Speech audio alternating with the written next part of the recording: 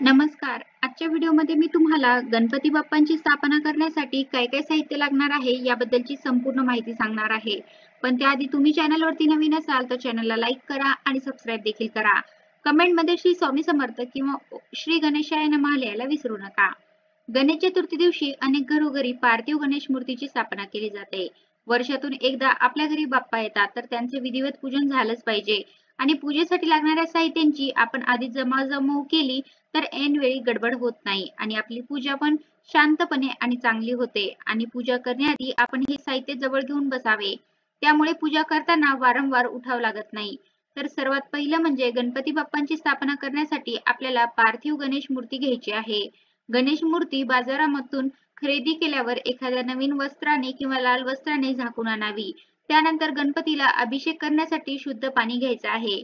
पंचामृत घ्यायचं आहे. त्यामध्ये दूध, दही, तूप, मध, साखर या 5 गोष्टी मिसळून पंचामृत तयार करायचं आहे.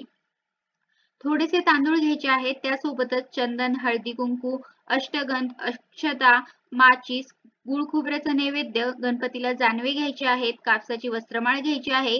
त्यासोबतच धूप, अगरबत्ती, आरतीसाठी कापूर घ्यायचा आहे, दिव्यासाठी काही वाती घ्यायच्या आहेत. तर तुम्ही दिव्यामध्ये तेल किंवा तूप घालणार असाल तर ते पण घेऊन बसावे. घंटा घ्यायची आहे आणि तुमच्या देवघरामध्ये शंख असेल तर तो पण घ्यायचा आहे.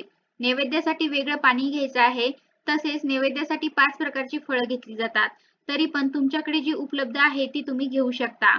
त्यानंतर गणपती बाप्पांसाठी आपल्याला नवं कोरं वस्त्र किंवा लाल रंगाचं वस्त्र घ्यायचं आहे. हात पुसण्यासाठी एक नॅपकिन, त्यासोबतच तूप घ्यायचं आहे. प्राणप्रतिष्ठापना करण्यासाठी आपल्याला थोडंसं तूप लागतं. सोबतच अभिषेक करण्यासाठी तामण आणि पळी घ्यायची आहे. विड्याचं साहित्य घ्यायचं आहे. त्यामध्ये खारी, खोबरं, हळकुंड, बदाम, सुपारी, नाणं एवढं घ्यायचं आहे. त्यासोबतच कलशामध्ये टाकण्यासाठी पण आपल्याला एक सुपारी आणि नाणं घ्यायचं आहे.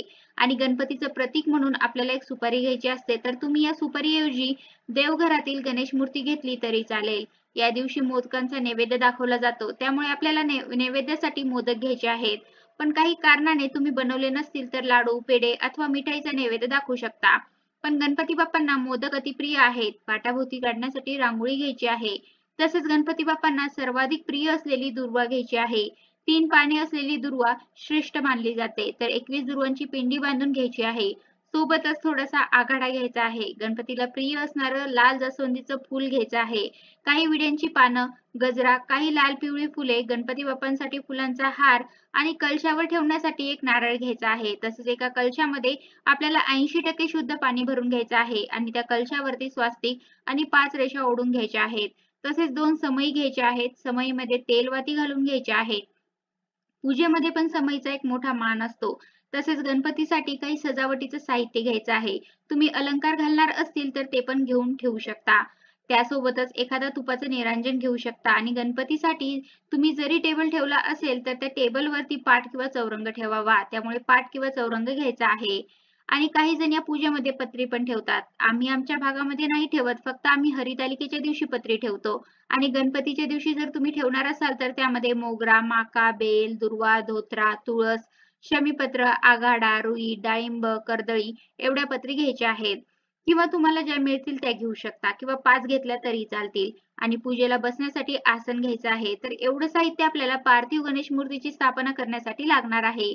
यापैकी एखादं साहित्य कमी जास्त असलं तरीही चालेल. फक्त मनोभावे पूजा करावी, कारण शेवटी भाव महत्त्वाचा असतो. आपण अगदी शुद्ध अंतःकरणाने मनापासून केलेली पूजा देवापर्यंत नक्कीच पोहोचते. त्यामुळे आपल्याला उपलब्ध होईल त्या साहित्यामध्ये मनोभावे पूजा करावी. तर अशा प्रकारे आजच्या व्हिडिओमध्ये मी तुम्हाला गणपती बाप्पांची स्थापना करण्यासाठी काय साहित्य लागणार आहे याबद्दलची संपूर्ण माहिती सांगण्याचा प्रयत्न केला आहे. कसा वाटला तुम्हाला माझा आजचा व्हिडिओ कमेंट करून नक्की सांगा. धन्यवाद.